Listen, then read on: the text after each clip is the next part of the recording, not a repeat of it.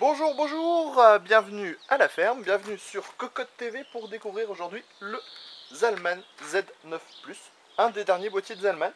Un boîtier qui a un petit peu un style à la Thermaltake, hein, on va dire les choses comme ça ressemble un peu au A90. On va commencer par découvrir la face avant. Alors on essaye un nouveau format de vidéo, une nouvelle façon de vous présenter les choses, en espérant que ça sera plus attractif pour vous et d'une meilleure qualité. Alors on va commencer d'abord sur le dessus avec, bien sûr, on découvre le Power On qui vous permettra d'allumer la machine. Ensuite on a la petite plaque avec l'inscription Zalman, c'est joli, c'est en plastique brillant, ça présente plutôt très bien. Et on a enfin sur le dessus, parce qu'on va commencer tout de suite par le dessus, une grande grille d'aération qui vous permettra de laisser respirer les ventilateurs 220 mm au maximum si vous voulez.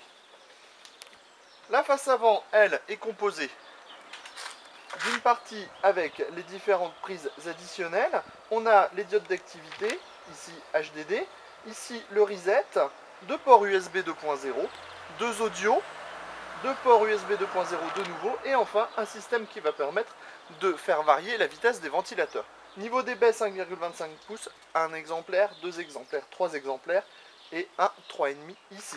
Du mesh, bien sûr, parce qu'on est sur un boîtier de type gamer, et les petites formes avec les ouïes d'aération pour que tout puisse respirer normalement. On passe sur le côté.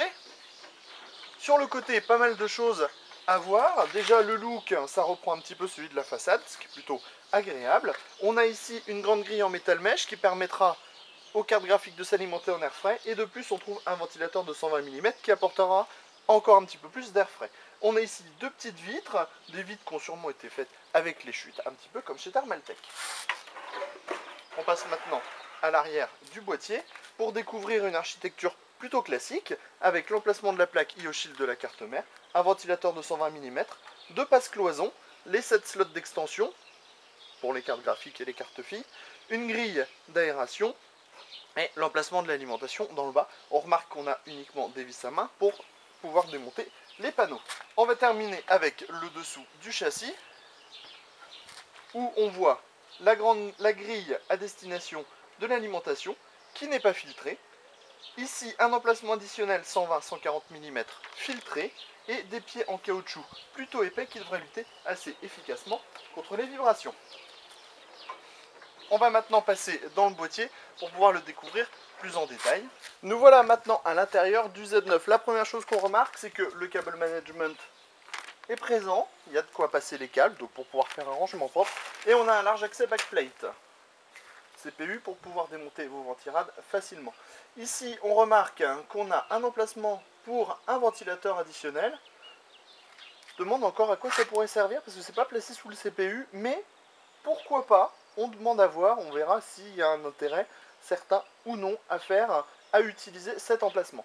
Ici on a les baies 5,25 pouces, on en a déjà parlé, montage avec l'aide de vis à main, et on a un adaptateur 5,25 vers 3,5 ici. Ici on a la cage HDD à 90 degrés avec un système de montage patin en caoutchouc plus vis et un système de blocage.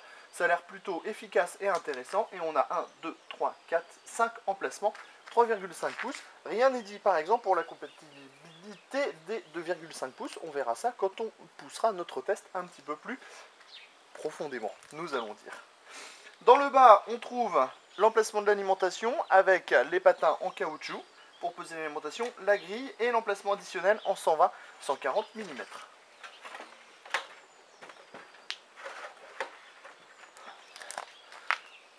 Sur l'arrière, on a un ventilateur de 120 mm, noir et blanc. Les 7 slots d'extension, malheureusement, les caches des slots sont soudées, ce qui est plutôt un mauvais point. Une grille d'aération et l'emplacement de l'alimentation dans le bas. Dans le haut, on découvre un ventilateur de 120 mm. On pourra mettre un 140 mm à la place et un deuxième 120-140 mm. On va pas vous en dire plus pour le moment, puisqu'on va attendre de pouvoir tester le boîtier dans son intégralité. On va surtout vous dire à bientôt sur Cocotte TV, et normalement d'autres vidéos qui devraient prendre cette forme maintenant à chaque fois. A bientôt sur Cocotte TV.